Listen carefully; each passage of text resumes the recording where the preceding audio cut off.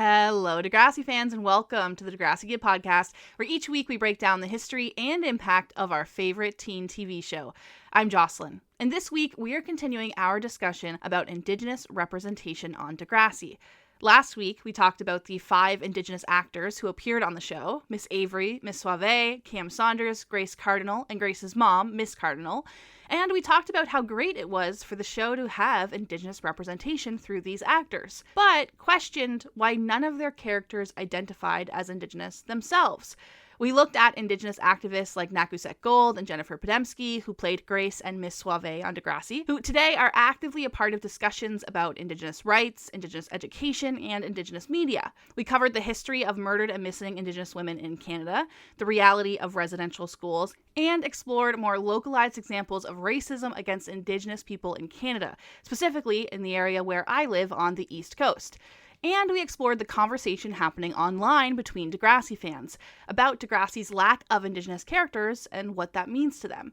But today, we're sitting down with real Indigenous Degrassi fans from all over Canada to hear what they think. We're talking to Falen Johnson, Stacey McCool, and Stevi Gerrior, who each have their own life experiences to share. Falen Johnson, an award-winning Indigenous playwright, opens up about the importance of seeing yourself on TV and in Canadian media in general.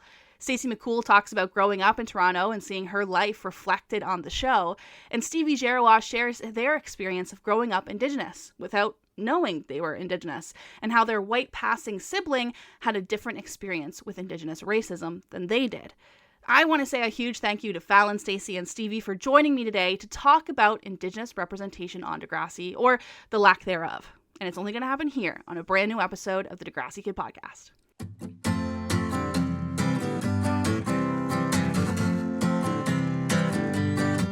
All the kids should be there for you, whatever it is. You know she'll pull through, whatever it takes, or whatever it takes. Kids got you. Our first guest today is Falen Johnson. Falen is an award-winning playwright who often brings her own experience as an Indigenous woman into her work. She created plays like Salt Baby, Two Indians, and Ipperwash. She's written for television shows like Urban Native Girl, Merchants of the Wild, and the 2020 Inspire Awards on CBC, which celebrates and encourages excellence in the Indigenous community. And Falen is also a huge Degrassi fan who says she grew up in the rerun era of Degrassi Junior High. Falen told me that when she was 10, 11, and 12 years old, she'd come home after school and watch Joey, Caitlin, Spike, and Melanie on CBC over and over again.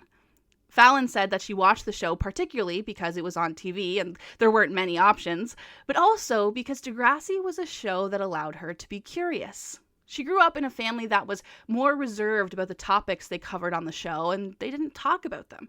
But through Degrassi, she was able to gain a new understanding about things she may have never learned about anywhere else. She said when you're young, those kind of lessons stick with you. What was it like for Falen to grow up watching a show that she could relate to, but couldn't see herself in? What media exists today that makes her excited about the future of Indigenous-led media? And what are the experiences she had in her life that made her aware of the misinformation around Indigenous people? Let's meet Falen Johnson and ask her, Falen, what do you think about the lack of Indigenous representation on Degrassi? I never thought about it growing up, but and questioning that for myself, it's very easy for me to see why, because there wasn't much representation on TV when I was coming up anyway, right? Like there wasn't a ton of Indigenous representation on television. It was like Dances with Wolves came out, right? Yeah. And that was like a huge moment in the culture because they had Indigenous people in that film and the performances were great. Like Graham Greene got an Academy Award nomination for his role. He was fantastic. There's so many great performances in it. But again, it was a story that was told from the perspective, it's from the white perspective, it's from the white gaze. Mm-hmm. We weren't involved creatively and behind the camera or in the writing. And so I feel like, there was just so few things that existed for us that when those things started to come out or even when they still do today, they mean so much. And it's kind of like all Indigenous eyes on those things that come out. And we're all really keen to support each other. I love that. Is there any current Indigenous media that you feel really connected to and represented by? I think most Indigenous people love Reservation Dogs, Sterling Yep. Harjo and Taika Waititi's show, which is also, definitely got it has a bit of a youth focus to it. I feel like that and some of Taika Waititi's one of his earlier films, Boy, which is even about younger kids in New Zealand growing up, and that movie has always really been, I think, one of the most authentic. It's felt really authentic in terms of like growing up Indigenous in my community, and like just magical realism in it that I just love, and it feels so authentic. So I often think Taika Waititi's doing great things. There's a new film, or like it's sorry, a TV series that's out that I haven't seen yet, that actually Jennifer Podemsky has a hand in, and it's called, what's it called? Don't even. I haven't Yes. seen it. It just came out like this summer, and I haven't seen it yet, but it is set in the 90s.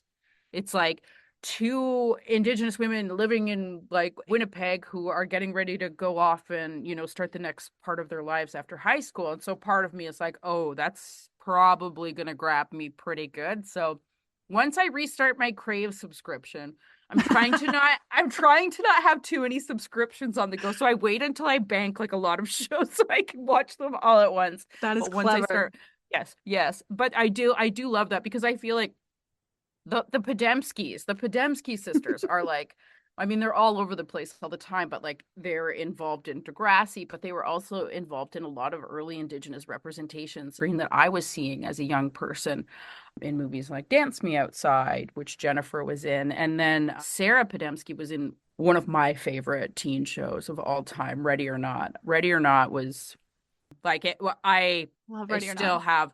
still have such a big soft spot for that show. And so I think it's really interesting that you see these Podemskis continuing to return to this, like there's a Indigenous youth drama. And I think that I don't know, I feel like maybe there's something in that family where they're sort of really connected to that time in our lives that I think so many people are, right? It's such a magical, complicated, difficult, emotional time. It's like a Hmm. soap opera. It's like a soap opera being a young person. Exactly. And this is why I wish that we got that representation on Degrassi, because the way that you have lit up talking about all your favorite shows, I'm like, can you name one time that you felt seen? You're like, it's this time, this time, this time, this changed my life, this was huge. That's why I wish that we got that on Degrassi. Do you think that, let's say Degrassi did come back with a reboot someday, do you think that there's a way that they could improve their connection to Indigenous Degrassi fans? Writers, Mhm. directors. Like, I think it's great to have those characters on the show, like Nikki, and then Sherry Miracle, who plays her mom, who's just Miss Cardinal. Like, it is, I think the talent does exist. I do have to say, what's been interesting in the landscape of TV over the last few years is watching. There was a show, Rutherford Falls, that came out on Peacock that had like the majority of the cast was Indigenous writers, directors, showrunner. Then you have Reservation Dogs coming out of FX. And while Canada has shows that are starting to come up, like Acting Good and like Don't Even, I just feel like we're a little bit further behind here. And I Mhm. think like I would love to see the industry start to invest. And I think it is. I think it's just slow, and TV's hard, and TV's expensive. But I think if Degrassi did a reboot and wanted to bring our stories in, it would have to be bring the right writers in, Yeah. bring the directors in, bring the creatives in who can go behind the camera and can really help tell those stories in a way that's authentic. Because I mean, you look at a show like Reservation Dogs that like won a Peabody, like Yeah. people do want to watch it. It's not just for us anymore. I think our stories have a wider reach and can reach a wider audience if given the chance. I totally agree. And I think that's even shown through time and time again through the queer storylines that I relate to. I've been reading a lot about queer history, and I know that there's what's his name? Matt Baum. He is like a historian specifically about queer TV. His book is called Hi Honey, I'm Homo, which I thought was very clever. That's Um amazing. and he's even right, he's even reflected on how, or he kind of walks us through how queer people being on TV has changed politics, how it changed. Even Joe Biden has been quoted as saying Will and Grace is the show that caused him to change his vote towards voting for gay marriage instead of voting against it. So I think even like in the landscape of just making us understand people a little bit more, having Indigenous representation on TV would be huge, because I grew up thinking that I didn't even know Indigenous people, and I'm confident that I did. We just didn't talk about it, and those issues weren't forthcoming when I was talking about it growing up. Yeah, TV and media has an amazing power to make us real in a way that TV took away from us. Yeah. TV, Westerns, stereotypes on TV disappeared us for a lot Yeah. of people, and we became extinct in a collective consciousness. And I think TV can make us alive again for a lot of people who think that we're not there. Yeah, I agree. Through the conversations I've had with other people, they kind of had a moment in their life where they learned that they were Indigenous because it's been so like, oh, we don't talk about that, or oh, Indigenous culture is so whitewashed in history of residential schools and those types of things. I'm curious, did you have a moment in your life where it kind of became clear to you that, oh, I'm an Indigenous person? Well, I grew up on the res, so Ah, I always knew, and I mean, I'm fairly white presenting. I just mm, had this conversation with my good friend and mentor, Yvette Nolan, who she was like, I don't say white passing, I say white presenting because I'm not mm, passing anything. And I was like, that is a very good I point. like that. So I grew up always knowing, but I remember not knowing like what that necessarily meant, and in terms of like there was this one time at school, and I've told this story before, but it has always stayed with me, where I was in grade 4, Mm, and we were doing our native studies unit. And this was when I was in school in Brantford, so the town next to my res. And so there was other Indigenous kids in my class, like other kids from my community. And I remember sitting there and being like, okay, we're starting Native studies. I'm going to do well at this. I wasn't a very good student, but I was like, Native studies, well, I've got this. yeah. And so the teacher was away, so we had a substitute, and she stood at the front of the classroom and she said, did you know that before the white man got here, Indians ran around naked? And I remember the feeling of like going, like sinking in my seat, and then looking around at the other Indigenous kids in my class being like, did you guys know about this? Like, Mhm. because it's the teacher's right. And I went home that night and I asked my dad, I was like, did we run around naked before the white man got here? And my dad was like, no. And my dad was pretty non-confrontational in situations like that. So like nothing happened, but that has always stayed with me. Wow. And it's like I've been confronted with being invisible for a lot of my life and fought to be, I've never put who I am down. I've never not been who I am. I've always known who I am. Yeah. What I love and what I think TV has the opportunity to do in situations like this is, one, there's nothing more powerful than seeing yourself on TV. There's nothing more exciting than like hearing a joke that like resonates somewhere so deep inside you that you've never seen or heard before on TV, and just makes you feel like seen and alive and understood. That's like so incredibly powerful. And I think everybody needs that. I love that. I think that is such a testament to why having different people in writers' rooms and costume rooms and hair rooms is so Mhm. important, because that's a story that could have been on Degrassi and be so impactful, right? They did something similar when they had Syrian students come in Degrassi. The teacher is talking about war, and they talk about suicide bombers and stuff. And one of the kids looks at someone who's wearing hijab and says, well, you don't see GI Joes strapping bombs to their chest. And now it's on her to educate the entire class. Yeah. And she's doing that same thing of looking around and going like, wait, like you're just spreading prejudice, and the teacher doesn't know what to do. The teacher's just as ignorant about it. And I think even just something like that, like that's like a 5-minute scene that could have appeared in Degrassi, or even just having Grace say, oh, hey, I relate to this topic because I'm Indigenous or something. I think Yeah, that yeah, yeah. could have been so Yeah. simple. It's a delicate balance of like, do you want the Indigenous character to just be able to exist as a human being, or do you want Yeah. it like you don't want to over issue it, so it's kind of tricky. But I Yeah. do feel like, like there is an opportunity for a little bit, especially with the climate of everything that's been happening in Canada, and I think in the States to a lesser degree, we're like truth and reconciliation, and Yes. like the unmarked graves and Kamloops, and like this is a Yeah. collective conscious thing now that goes beyond just our communities. These are things that Yeah. all Canadians are talking about. It's not just Indigenous folks who live in Canada and the Yeah. US who are talking about these things happening. And so I feel like there is more opportunity to sort of take a look at some of those things and work, and like also work through it together, right? I I feel totally like that agree. sounds cheesy, but I'm like, but that's it, right? Like, let's work through it together. Let's figure this out. Let's all cross our fingers for that Degrassi Indigenous led reboot. I know. Yes. Tell all the stories. Call me, Linda. Call me. Yeah, we got it. We'll make this connect. We'll get Miss Suave back. She'll be the principal now. It'll work Yeah, out. yeah, yeah, yeah, yeah. I love it.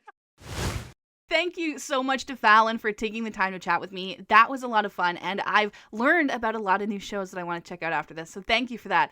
Next, we're going to hear from Stacey McCool. I love talking to Stacey because her last name is McCool, but also because she grew up around the area where Degrassi was filmed. A lot of her connection to Degrassi comes from seeing her youth and her childhood and her neighborhood reflected on TV. She shared a story with me about how she lives half a block away from Fiona Coyne's condo. She lives directly across from the park where Jane filmed her scenes for Degrassi Takes Manhattan, and sometimes she'd even see Degrassi actors walking down the street on her way to work. For Stacey, this connection to Degrassi came from seeing her life inside of the show. But she never saw her Indigenous identity reflected on the show. Let's check in with Stacey McCool as we ask her, Stacey, when did you start getting connected with Degrassi? I don't remember a time in my life when I didn't know Degrassi. I grew up in Oshawa, which is about half an hour outside of Toronto. And so it was always on TV. And I remember watching the episode when Spike gets pregnant in school. And so I remember, like, we would meet girls from other schools, whatever, growing up, and they would perpetuate those rumors like, oh, if you stand up right after sex, you can get pregnant. And it'd be like, no, Spike's mom told me that that's not true. No, so there was always things like that. And obviously everybody knew the zit remedies growing up. That was, everybody could join in on that. But yeah, I don't really remember a time that Degrassi wasn't in my life. Is there a storyline on Degrassi that you particularly feel like connected to, or maybe even feel like represented by in any way? There's a couple. I always related to Wheels a little bit because I never knew my birth dad. R.I.P. Neil Hope. What a sad story that was. But I always kind of had a crush on Wheels. I related to that because I never knew my birth dad, and I always had these like fantasies of meeting him or whatever. And seeing that, it was like, it's not like a fairy tale. There's a reason he's not in your life. But the other one I really related to in the next generation was when Liberty was pregnant. Because when I was a teenager, the same thing happened to me, and I lived in denial until my friends stepped in and said, hey, something is happening here and we need to help you. And so I had never seen that represented on TV before. Liberty was like, just ignore it, it'll go away, like until it was too late for her. But when that storyline was presenting itself, oh my God, this is so relatable to me, especially at that age. Someone you're not in love with, someone maybe you're not even dating, Yep. Like, how do I handle this? I'm a child. Wow, I love that. This is why I think Degrassi is so important. It's so important to see yourself and your stories on TV. And today we're talking about Indigenous representation, and there are Indigenous actors on Degrassi, right? We have Miss Avery, Miss Sauvé, Grace Cardinal. I'm curious, what's your perception of having Indigenous actors on Degrassi who don't expressly identify themselves as Indigenous? So yeah, it's interesting. I mean, thinking about it now, obviously Miss Avery is Indigenous, and obviously Miss Sauvé was, but I never noticed. I never noticed. It never occurred to me because it wasn't spelled out, or maybe because there weren't any Native people on TV. You know what I mean? It's only been really just before the pandemic and post-pandemic that we have Reservation Dogs and Don't Even and Rutherford Falls, which was canceled. But I had never seen Native people on TV other than Adam Beach. He was the famous Native Canadian and Smoke Signals and whatever. But it wasn't something that I questioned until now. There's no other show that has Native kids, but also there's no other show that has like Syrian kids emigrating to Canada. You know what I mean? They covered all of these aspects, especially of Toronto. Yes, like there's the one, I forget what season it is, but they're all wearing kafayas. That's what we were wearing in Toronto. They were selling them at Urban Outfitters. Like, that's what everyone was wearing. And to see like the fashion come through, and it's like, it's so Toronto, except for that representation. I mean, there weren't a lot of Asian kids either, though, right? Yeah. There's a huge Asian, we have the largest Tibetan population outside of Tibet in Toronto. Where were those kids? I didn't know that. Yeah. Yeah. And so, I mean, they did pretty well, but they could have at least had like a lesson on Native people, where maybe Miss Sauvé is like, oh, actually, we're here. We're still here. We don't just eat pemmican and ride in the fur trade, Exactly. I remember what you said too, that on Truth and Reconciliation Day, when I first responded to your story, because what you learned in school is also what I learned in school. I had relatives that live on the reservation, and I was still taught that like, we're all gone. Yeah. And I Yeah. didn't know enough as a child to separate that and like reconcile that.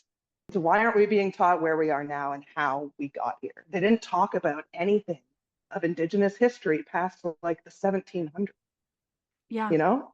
Yeah. What did you guys do? What'd you do to us? You know, like it's yeah. Exactly. Yeah, and this is why I'm critical of Degrassi, because I know that Indigenous issues have only really become a topic now, like post pandemic. I get it. It's always easier to look back and say, why didn't you do better?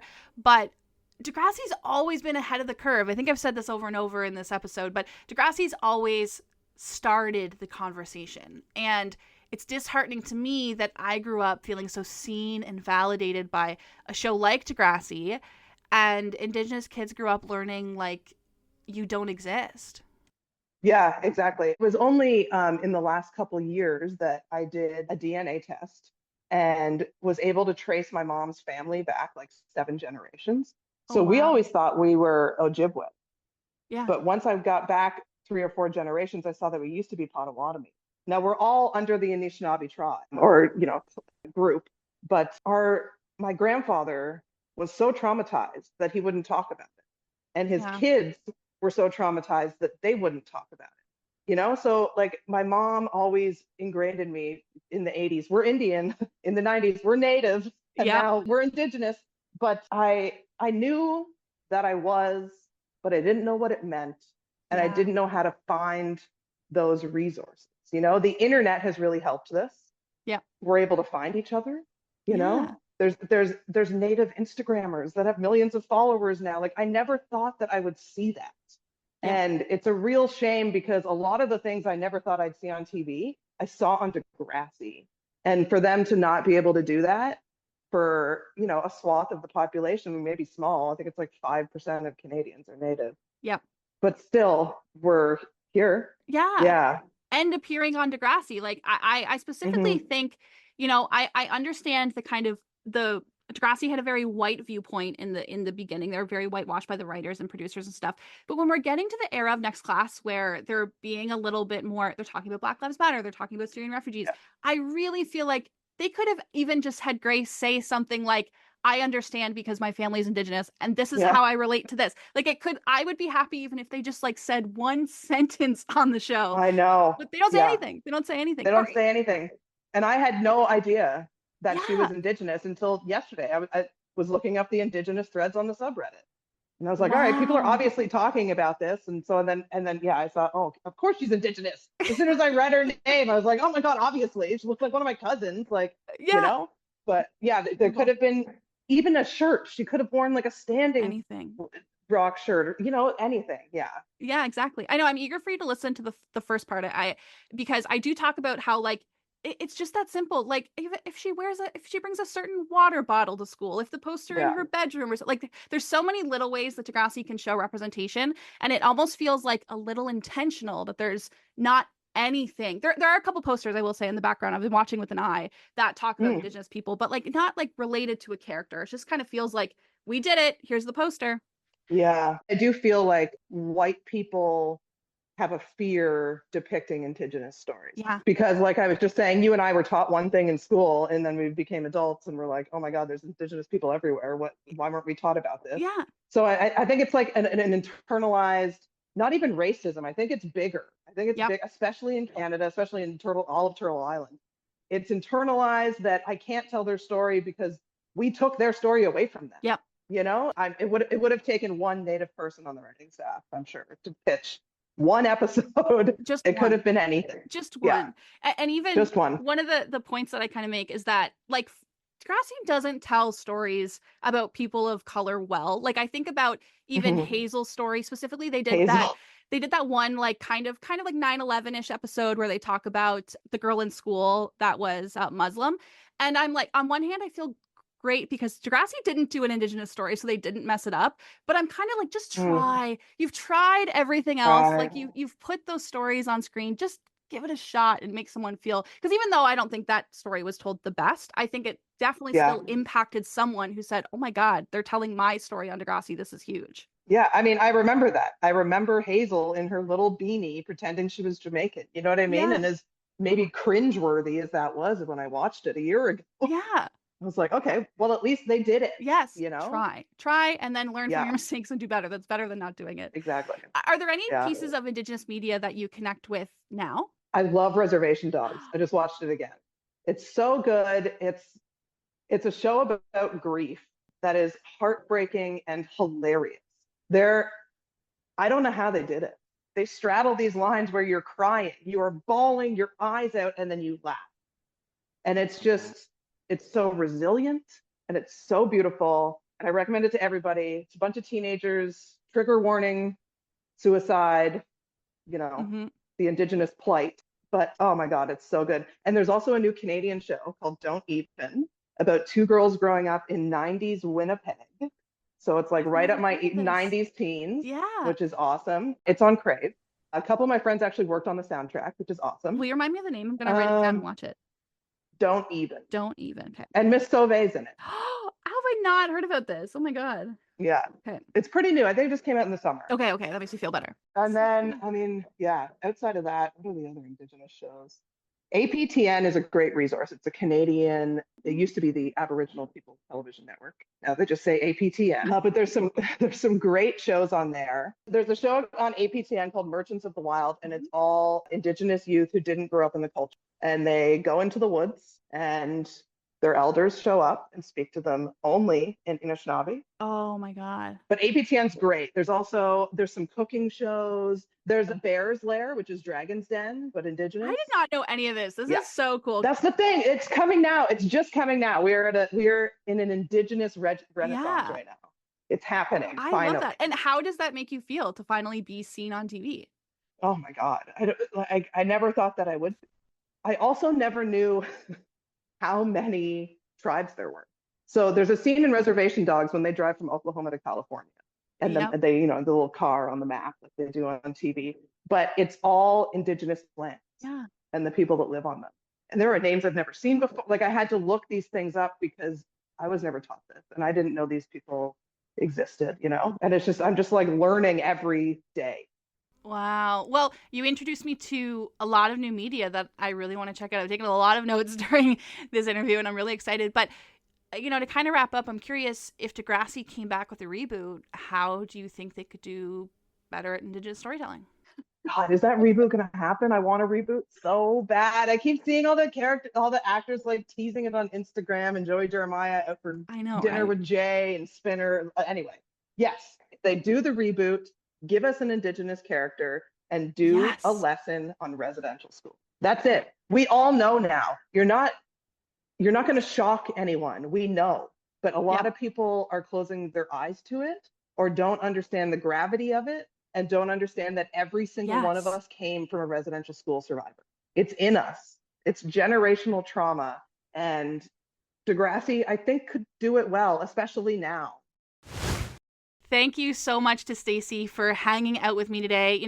One of the things that sticks with me is how excited Stacey got when she was talking about watching a show that had an Indigenous map on it rather than, a Canadian map.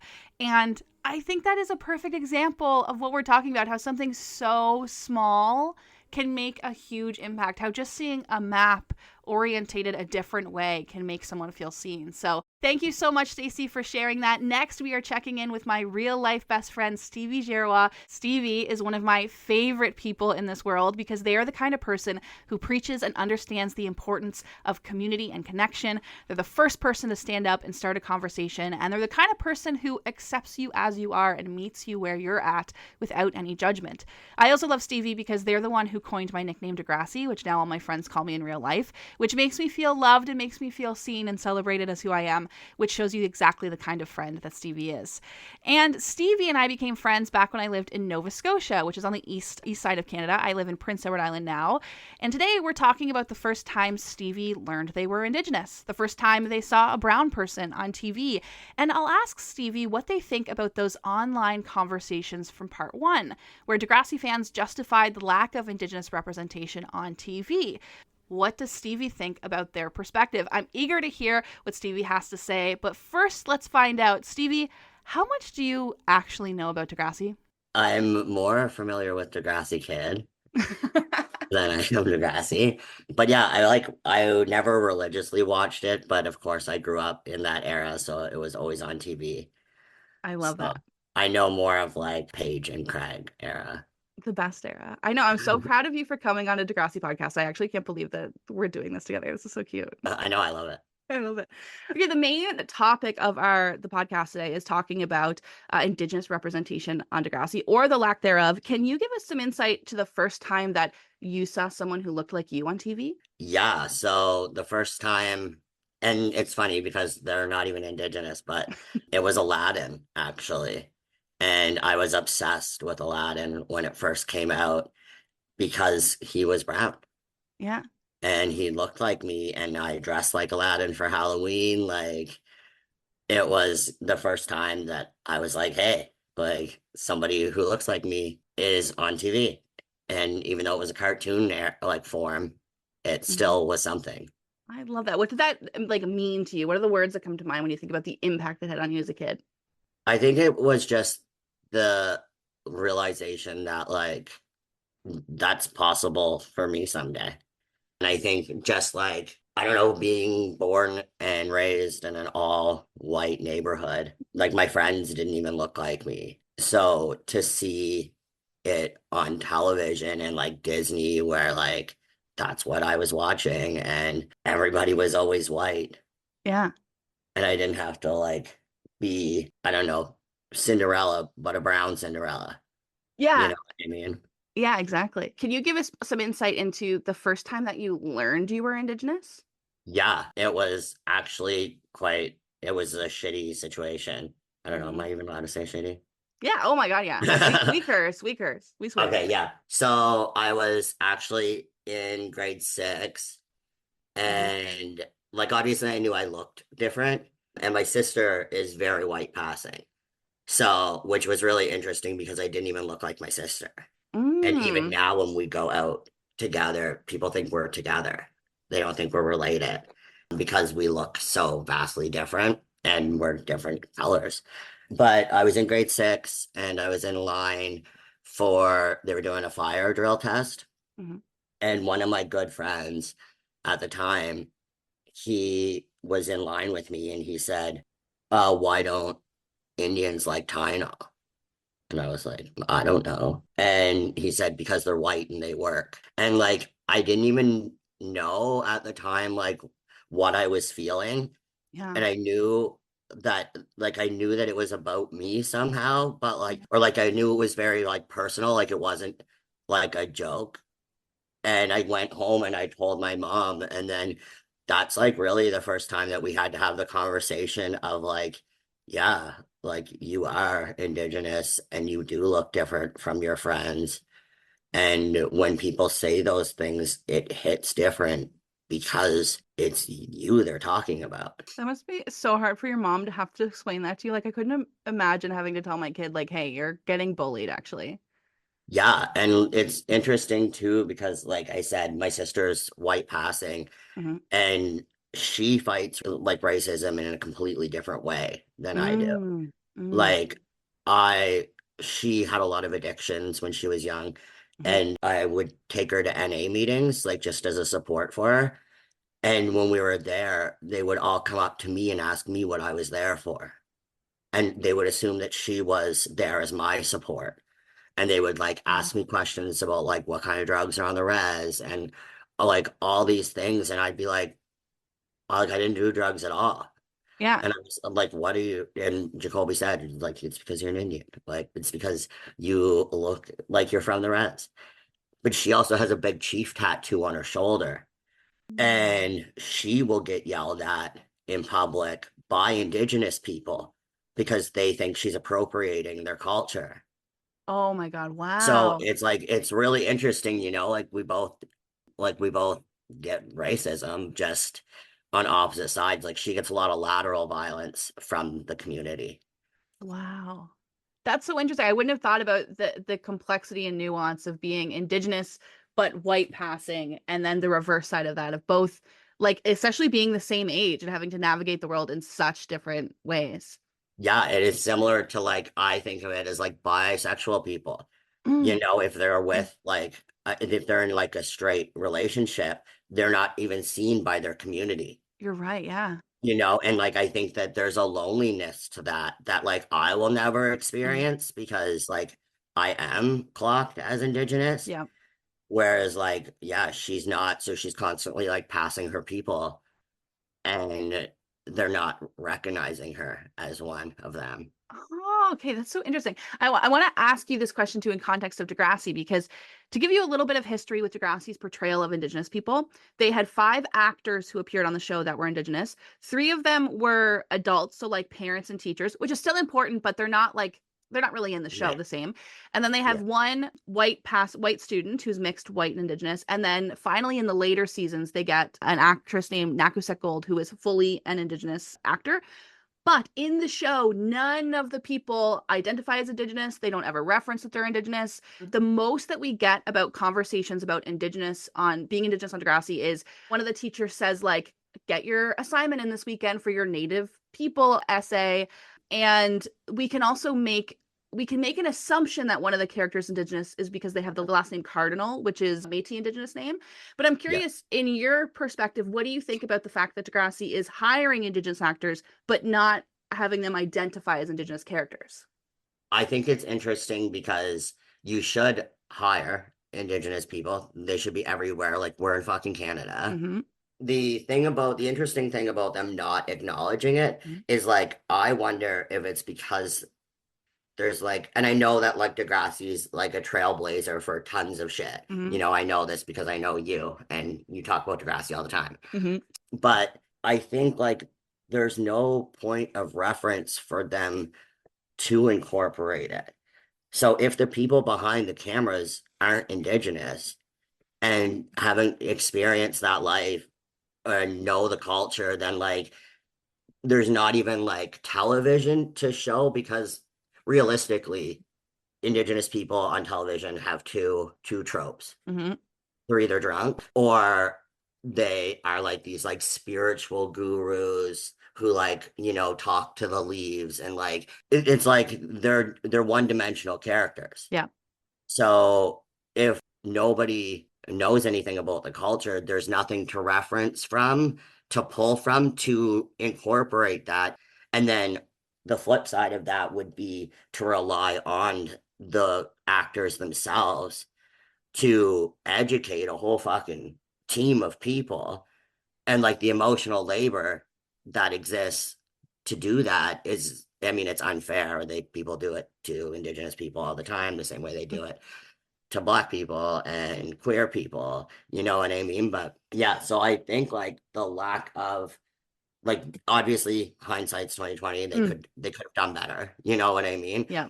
And moving forward, like now we have the internet, like the whole world is at our fingertips for any knowledge that you want in the world. So like they can educate themselves, but I totally understand that like if they didn't know where to go, would be my guess. Yeah, I think there's a lot of nuance in it, because the reason that I'm so critical of Degrassi is because, like you said, they were a trailblazer and they identified as a trailblazer. So they actively put the intention in to learn about queer kids and what is it like for a lesbian to be in the closet and go throughout high school, or even like addictions and all these things. But they were always told through the white lens. So I feel this is why I'm comfortable criticizing Degrassi, is because they've raised their hand and said, hey, we want to tell your stories. And then I want to come behind them and say, well, how come you missed all of these stories? I 100% think if Degrassi came back with a reboot, they would have more openly Indigenous kids at their school. You would have to, like, we're in 2024 and we like as a society, I mean, not as much as we should be, but we are critical about that. Yeah. Like we're demanding it now. Yeah, which is amazing.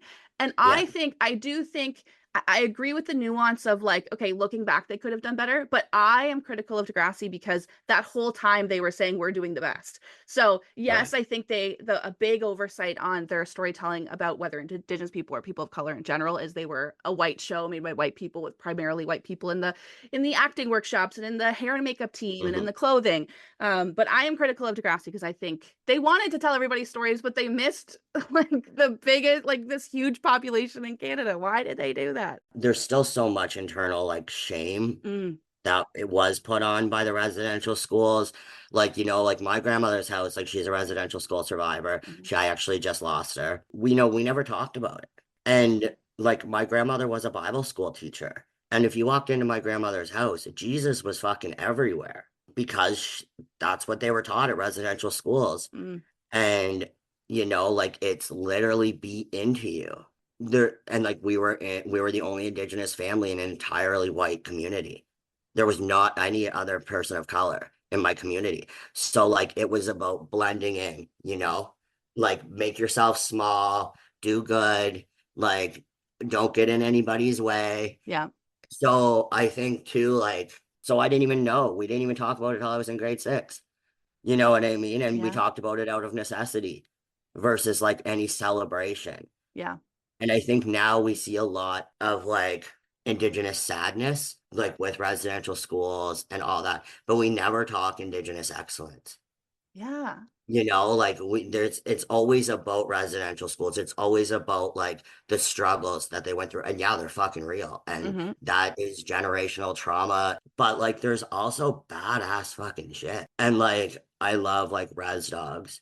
Yes. Reservation dogs, like that show all Indigenous behind camera too. Like there's not one white person that works on that entire show. Yeah.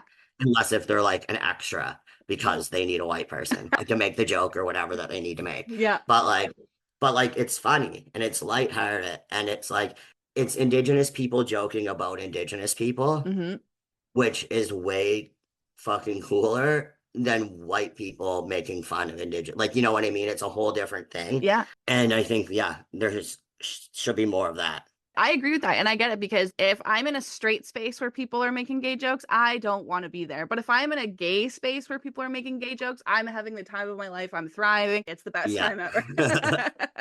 One of the things that I did in my first part of the episode is I looked online to see what Degrassi fans were saying about the fact that there's not a lot of Indigenous characters. There's Indigenous actors, but not really Indigenous characters. And resoundingly, the feeling is that they wish that there were more Indigenous characters. But then some people chimed in with their opinion on why Degrassi didn't have Indigenous characters. And I want to see if you can give me what your thoughts on that are. Is that cool? Yeah. Okay, cool. The first one is Indigenous characters weren't on Degrassi because most Indigenous people live on reserves and don't live in cities like Toronto. Do you think that is valid? I think that is definitely what the government wants. But like as an urban Indigenous and like now, like when I lived in Halifax, like you want to go to the Friendship Center and see how many urban Indigenous folks exist. Yep. And like Toronto, like is just a bigger Halifax. Like they're out there.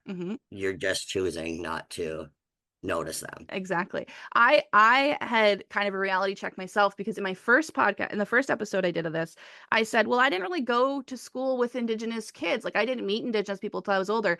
And then I was like, I think I probably just whitewashed a lot of Indigenous people that were around me. And I went through my yearbooks and I'm like, oh my God, I went to school with a bunch of Indigenous kids. I just didn't know that I went to school with Indigenous kids because we never talked about it.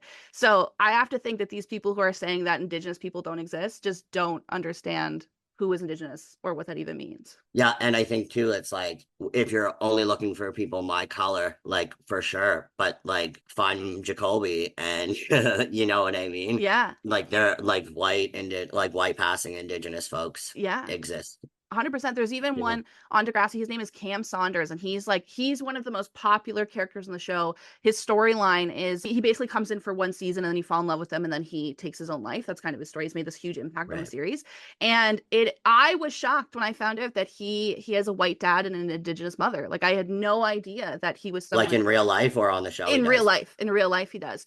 And I think that was one of the most surprising things is because we don't consider mixed races in this. We just choose the one that we want. We're like, oh, well, you're white. So And I'm glad that his character wasn't actually like clocked as Indigenous and then committed suicide, because like that is a huge reality of Indigenous folks, like absolutely. But it would have just played into like the sadness that comes with it. Yes. And the thing about Degrassi too is I like to think that they could do better, but even in some of the storylines that did amazing at, they still didn't do their best. Like they have a trans character named Adam who, like, oh my God, he was a trailblazer. He was the first trans scripted character in a live action series ever.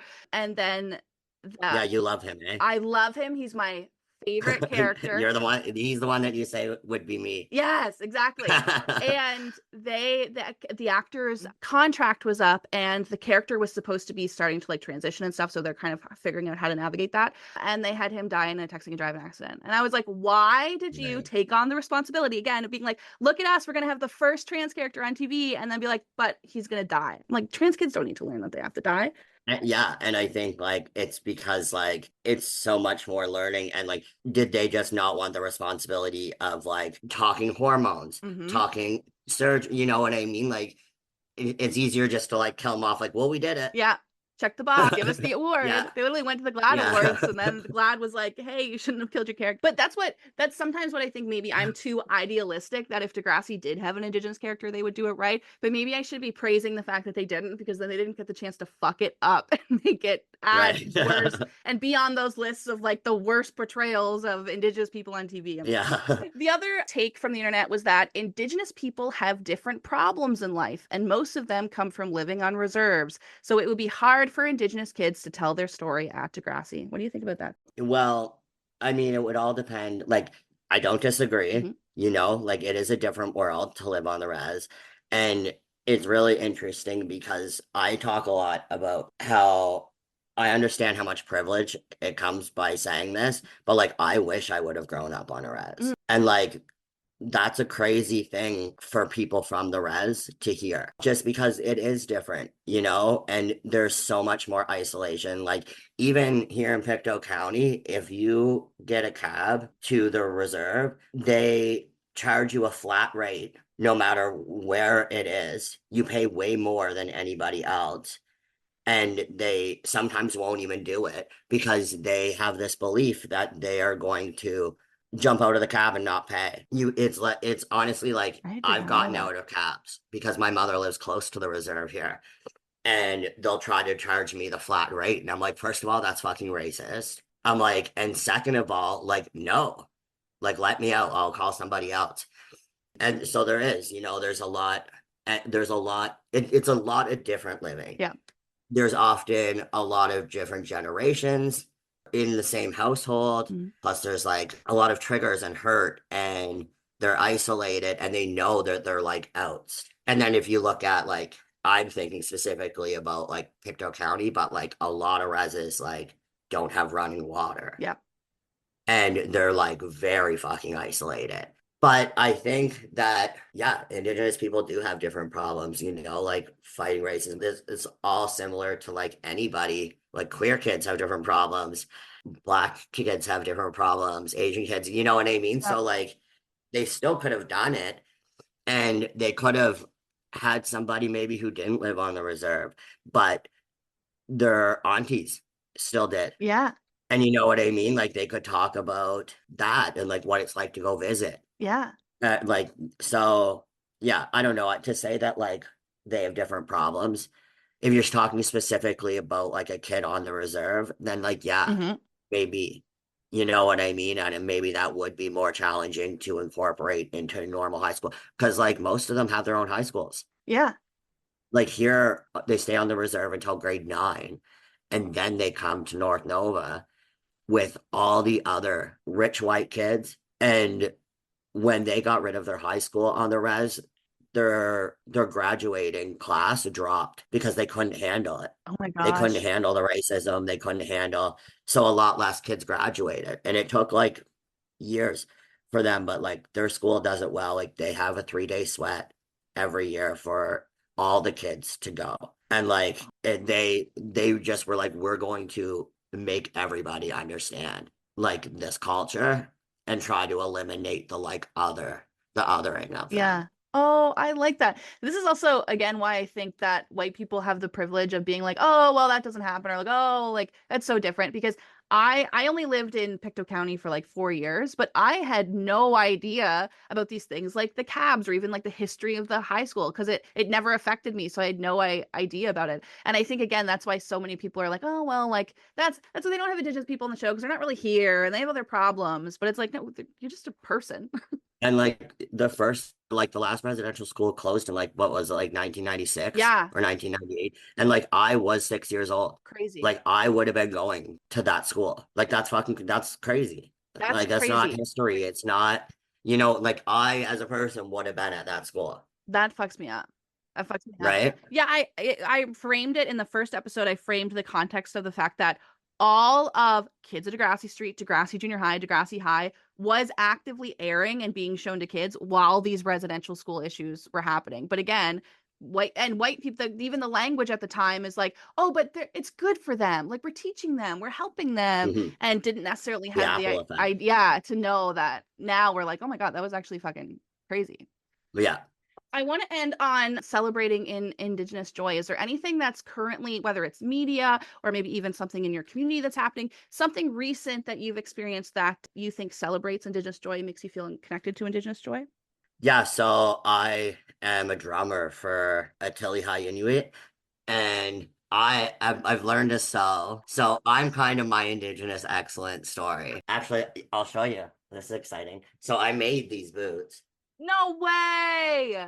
What the fuck? I did not know any of this. Yeah, so I don't have a drum because they're really expensive. I'm actually trying to find government funding to buy me one because, like, they fucking should. You deserve it.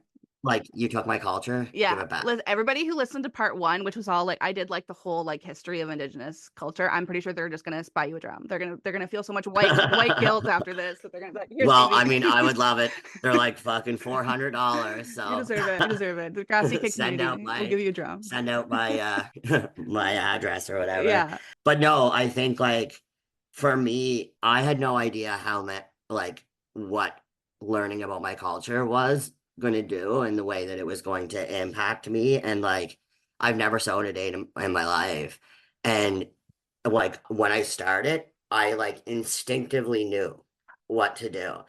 And then like all the aunties that were there were like, yeah, it's because this is in your blood, like you know how to do this. And like I'm not somebody who easily learns things, you know, like I have to be shown a few times how to do things.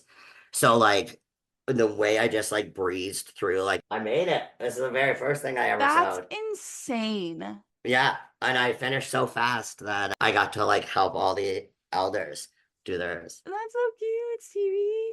I love that. Yeah. I love that you're your own Indigenous pioneer. I love that. That's so cute. Because I just think like Attili Inuit lost a lot of funding this year.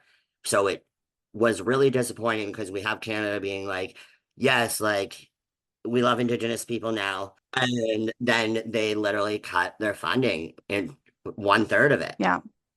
Which dramatically changed, you know, like the activities we could do and how often we could do them.